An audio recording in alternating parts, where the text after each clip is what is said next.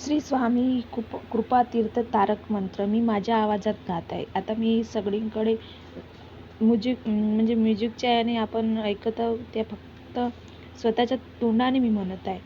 म्हणजे आपण स्वतः म्हणलेलंच जे योग्य आहे ते या पद्धतीने मी म्हणत आहे.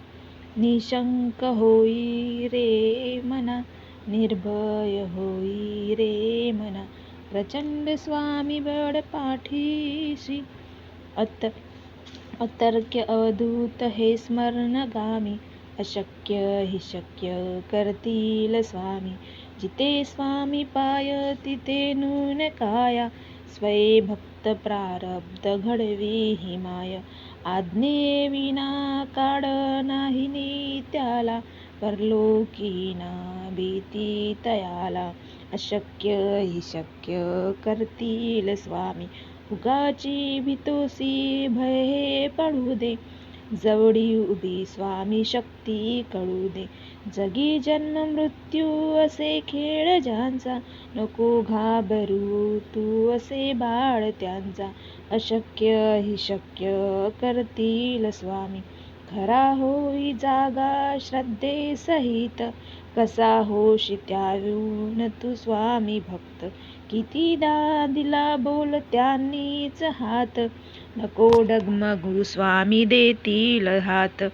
अशक्य हि शक्य करतील स्वामी. विभूती नमन नाम ध्यानाति तीर्थ, स्वामीच या पंचा प्राणामृतात. हे तीर्थ घे आठवी रे प्रचिती, न सोडती तया जया स्वामी हाती घेती. अशक्य हि शक्य करतील स्वामी. अशक्य हि शक्य करतील स्वामी. काय तोटा आहे आपल्या भाग्याला, सद्गुरूंचे पाय आहेत डोके ठेवायला. काय भीती आहे आपल्या साऱ्यांना, गुरुमाऊली आहेत मार्गदर्शनाला. जरा का थोडी भटकरणार, माऊली लगेच वटारणार.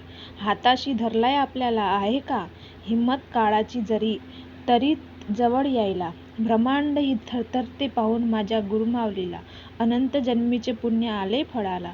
जसा आईचा आधार तान्या लेकराला, तसा गुरुमाऊलींचा आपल्याला हात.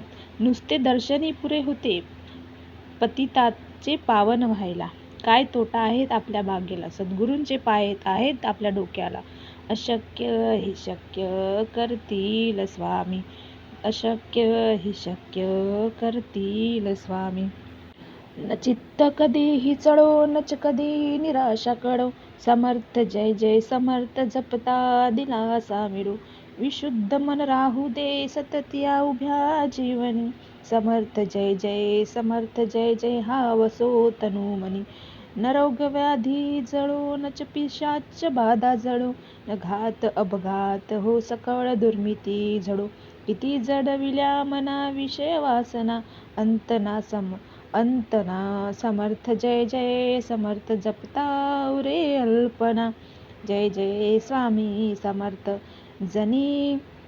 जनी उसळतो किती राग हा पहा अंतरी.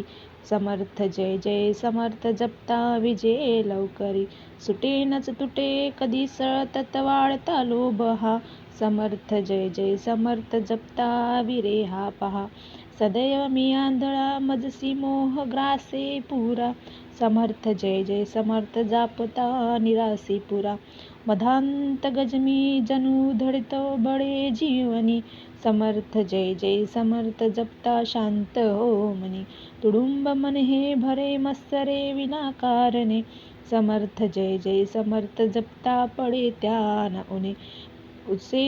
असे धुडूप मला छळती ओढती अंतरी. समर्थ जय जय समर्थ जपता क्षमता सत्वरी.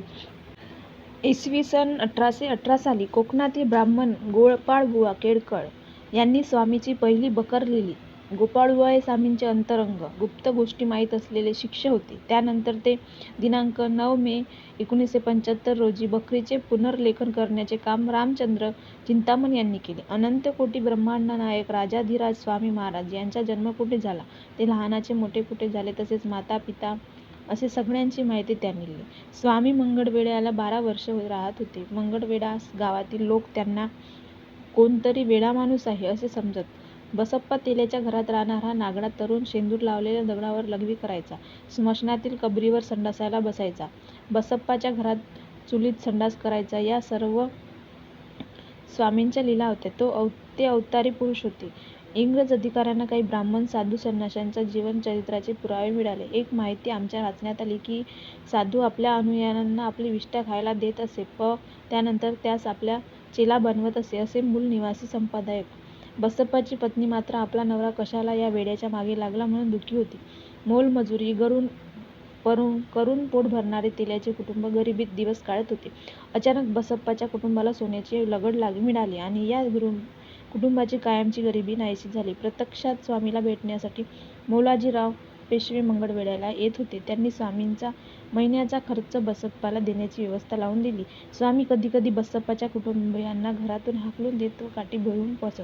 पेशव्याकडून महिना अर्थसहाय्य येताच गणपत चोडोपा हे सेवेकरी मंगळवेढ्याला स्वामींच्या रोजीसाठी आले आणि स्वामींची लीला बघून त्यांनाही वाटलं की जे आपण त्याला म्हणजे वेड्यात घेत होतो ते वेडे नाही आहे, तर त्यांच्यात काहीतरी अद्भुत शक्ती आहे, काहीतरी वेगळंच त्या माणसामध्ये काहीतरी वेगळंच आहे असं म्हणून त्यांनी त्या स्वामींना शरण गेले आणि त्यांना त्या बसप्पाच्या घरची सगळी जे काही हे भेटलेले होतं, सोन्याचं भेटलेलं जे काही गठुडं होतं त्यांची लीला समजली बसप्पाला आणि बसप्पाच्या घरच्यांना आणि त्यांनी स्वामींचा जय जयकार केला आणि स्वामींना शरण गेले आणि स्वामींना सिद्धपुरुष आहे म्हणून असे त्यांना स्थान दिले, त्यांची पूजा केली आणि स्वामींचे असे अनेक चमत्कार आपल्याला बघायला मिळतात. स्वामी यांनी जसे म्हणजे लोकांना समजत गेले की हे आदिपुरुष आहे, काहीतरी यांच्यामध्ये शक्ती आहे, ते तसे लोक त्यांना मानत गेले आणि तसेच त्यांची अक्कलकोटला